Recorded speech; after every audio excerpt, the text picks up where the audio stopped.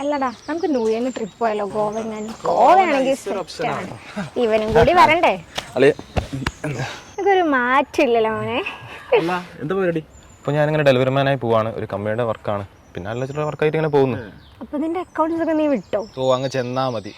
കുറേ നടന്നത് മെച്ചം, കുറേ സർട്ടിഫിക്കറ്റ് വേണം, എക്സ്പീരിയൻസ് സർട്ടിഫിക്കറ്റ് വേണം, പ്രാക്ടിക്കൽ സർട്ടിഫിക്കറ്റ് വേണം. വർക്ക് കിട്ടാതെ എങ്ങനെ സർട്ടിഫിക്കറ്റ് കിട്ടുക? അതിൽ വർക്ക് തന്നാലേ സർട്ടിഫിക്കറ്റ് കിട്ടുള്ളൂ. അല്ല ഈ ഉടായ്പ ഇങ്ങനെ അക്കൗണ്ടന്റ് ആയി? നിനക്കറിയാലോ, ഞാൻ പോയ പ്രാക്ടിക്കൽ കോഴ്സിന് ഇവനും ഉണ്ടായിരുന്നു എൻ്റെ കൂടെ.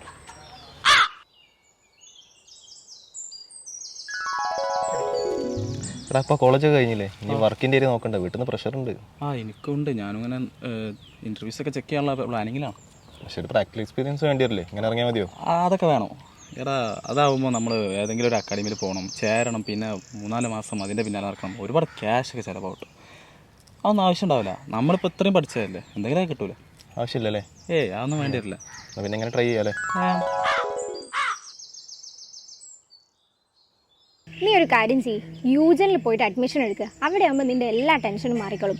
ടാക്സ് കൺസൾട്ടൻസിയിൽ പ്രാക്ടിക്കൽ ട്രെയിനിങ് കൊടുക്കുന്നുണ്ട്. അത് കൂടാതെ 10% ജോബ് അസിസ്റ്റൻസ്. പിന്നെ നീ ഒരുപാട് ഇൻ്റർവ്യൂ ഒന്നും അറ്റൻഡ് ചെയ്യേണ്ടി വരില്ല.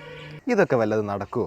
പിന്നെന്താ, നിനക്ക് ആവശ്യമുള്ള GST, finalisation, return filing, PF, TDS, ഇങ്ങനെ എല്ലാ കാര്യങ്ങളും അവർ പ്രാക്ടിക്കലായി തന്നെ പഠിപ്പിക്കുന്നുണ്ട്.